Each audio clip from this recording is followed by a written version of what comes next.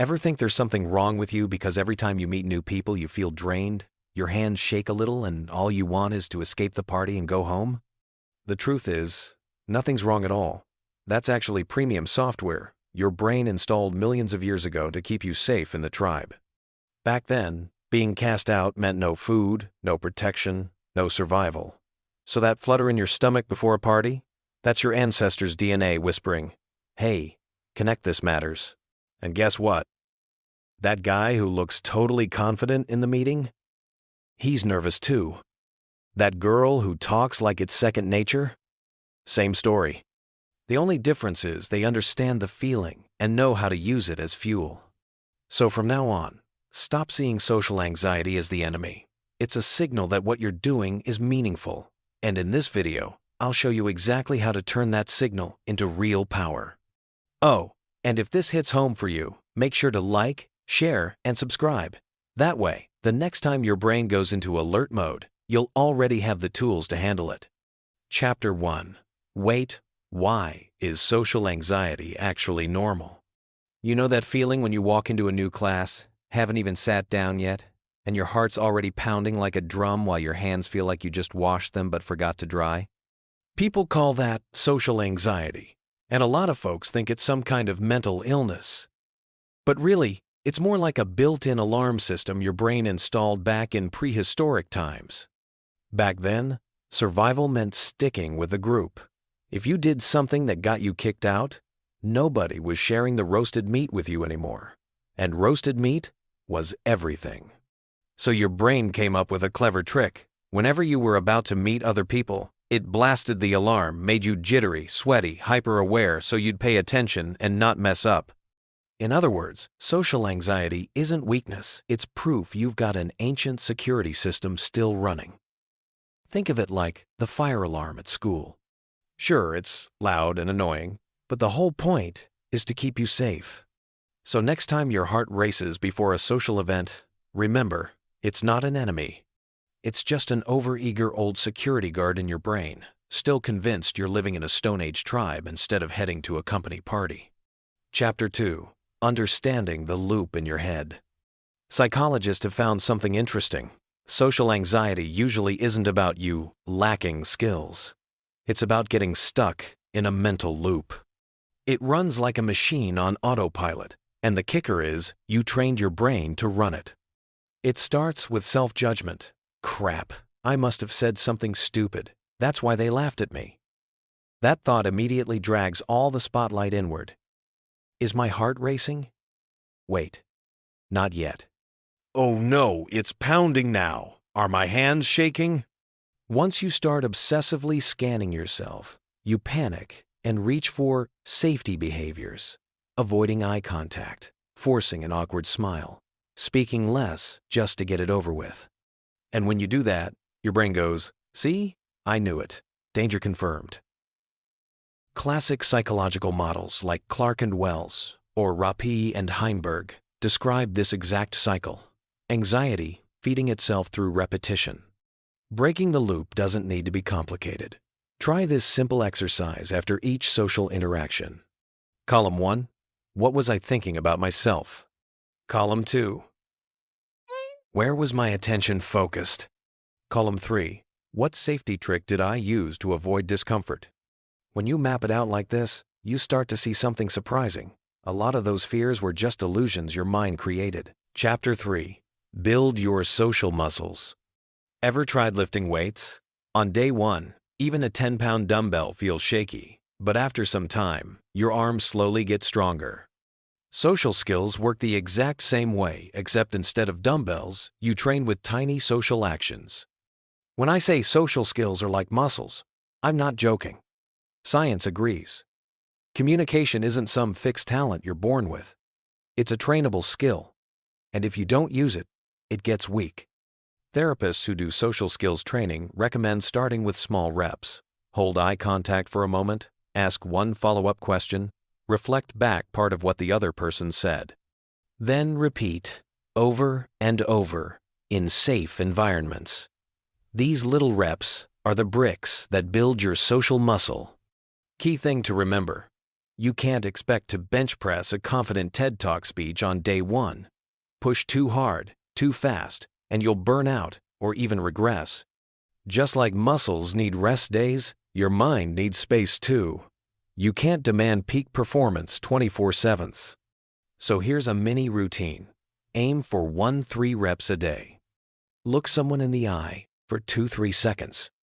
Ask one real follow-up, like, "Why did you choose that?" Or, "What's your take on?" Reflect back part of what they said. "Oh, so when you said you love, that means you." Do this repeatedly in low-pressure settings, family, close friends, small groups, and over time, your social muscles will bulk up. Eventually, walking into a crowded room won't make you shake like that first day. Chapter 4. The 70/30 Rule. How to be interesting without talking much. Here's a hard truth. Most people aren't really listening. They're just waiting for their turn to jump in. You say, "Last week I went to Denver." And they cut in, "Denver? Oh man, I almost moved there. Let me tell you about my landlord." And your story dies right there. Science found something hilarious. When people talk about themselves, their brains release dopamine. Yep, the same chemical hit you get from hot pizza, payday, or other adult activities.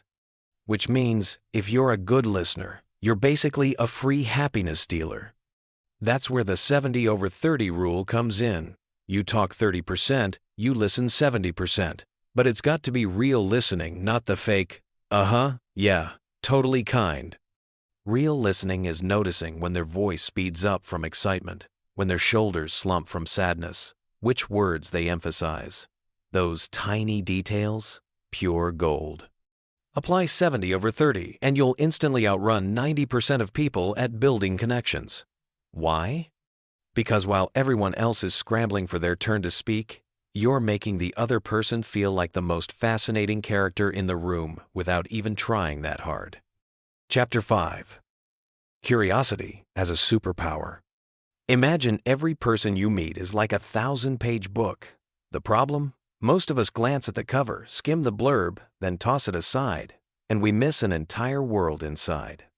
When you're genuinely curious, you start opening the book, and almost always, what's inside is way more interesting than whatever you plan to say about your lunch. The beauty of curiosity is that it flips the spotlight. Social anxiety makes you think, everyone's staring at me. But when you shift attention outward, observing, asking light questions, you stop starring in a horror film and start narrating a documentary. Instead of asking, "How's your day?" which earns a flat, "Fine, try." Looking at their plate, "Looks like you're into spicy food. Do you come here often? Did you pick that dish because of the fruity flavor?" Simple, safe questions that open doors for them to share more. And when they share, you've got more material to keep being curious. This is the golden key. Socially anxious people often get trapped in endless self-doubt. Did I sound dumb? Do I look weird? But curiosity pulls you out of your own head and into theirs. Anxiety drops, and you instantly become more likable in their eyes. Curiosity is free, doesn't require memorizing scripts, and only gets stronger the more you use it. If social skills had a shortcut key, curiosity would be it. Chapter 6. Dropping the safety shields the right way. Notice how, the moment we step into a crowded room, we all turn into ninjas, staring at our phone like it's mission critical, or clinging to a drink like it's a lucky charm? These aren't random habits. Psychologists call them safety behaviors. The problem? These shields don't really protect you. They're like floating around in a kiddie pool with a duck-shaped floaty. Cute, sure, but you'll never learn to swim that way.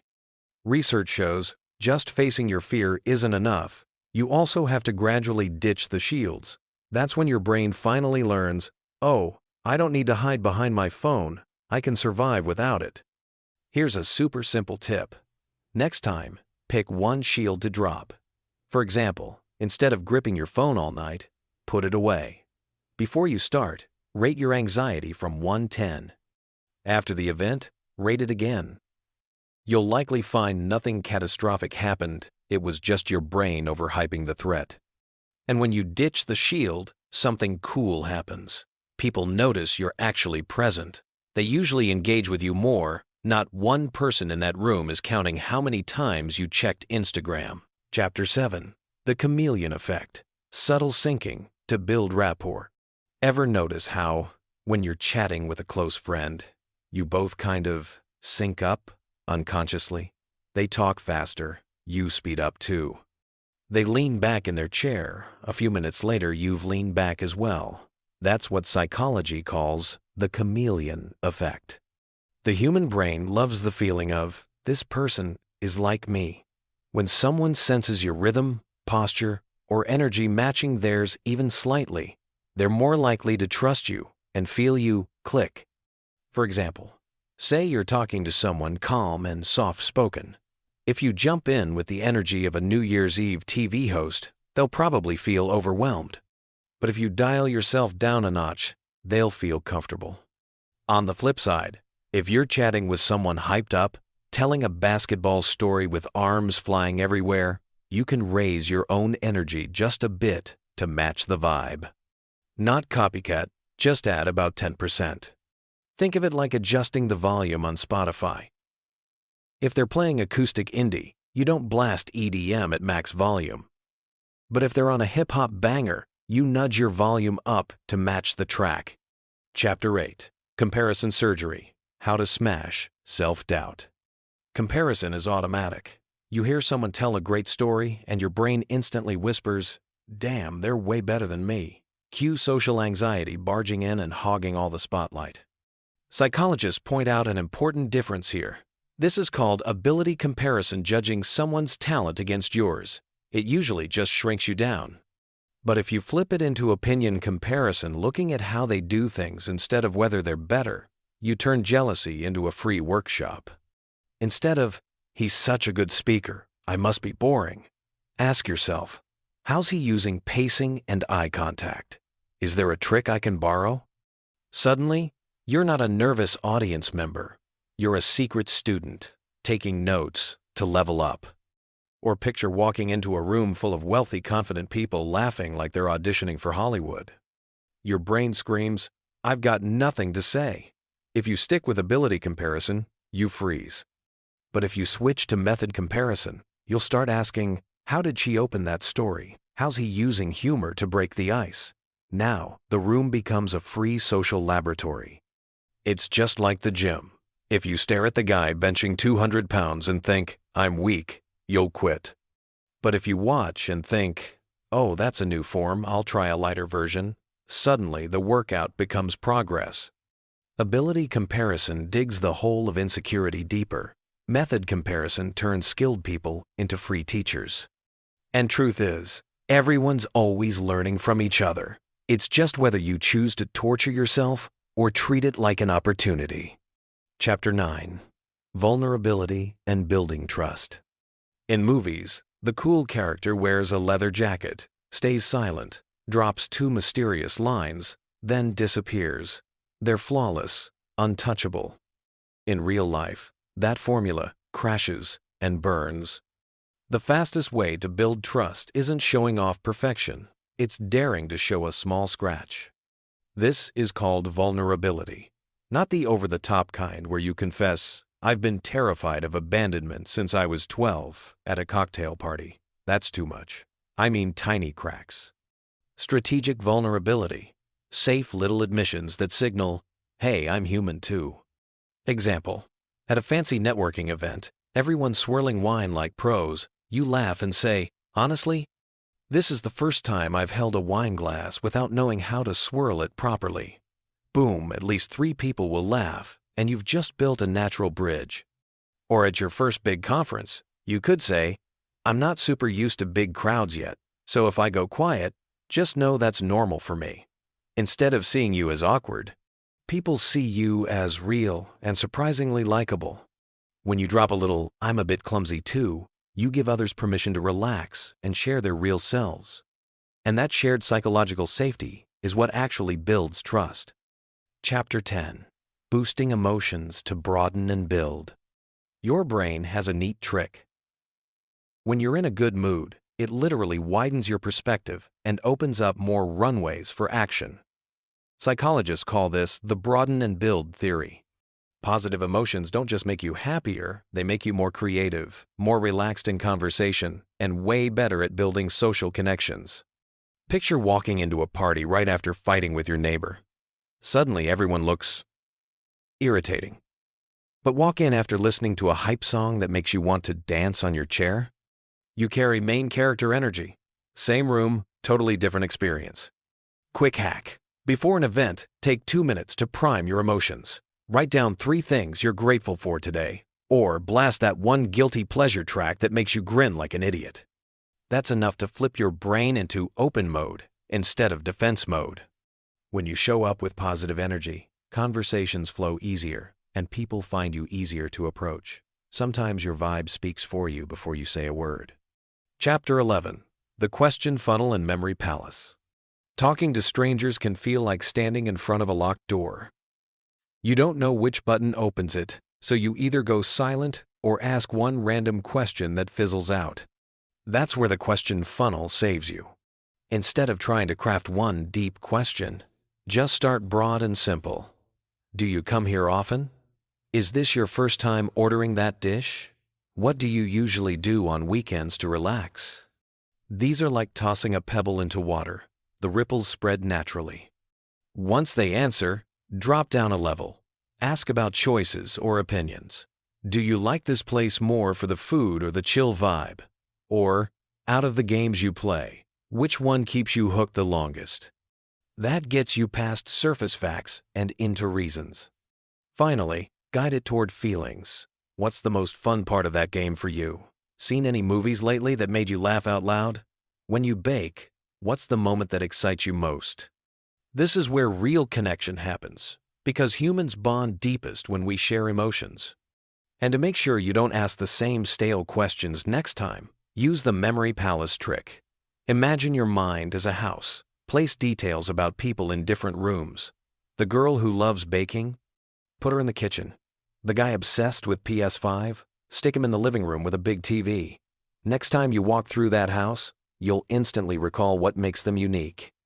And don't just remember, connect it to yourself. Last time you mentioned baking. Tried any new recipes? I just started too, but mine keep coming out burnt. Boom, the conversation continues, naturally and honestly. The funnel won't turn you into a pro speaker overnight, but it gives you a clear map. Start broad, move to opinions, then touch emotions. Add a little genuine curiosity, and you'll become the kind of person everyone wants to talk to again. Chapter 12. The Spotlight Effect.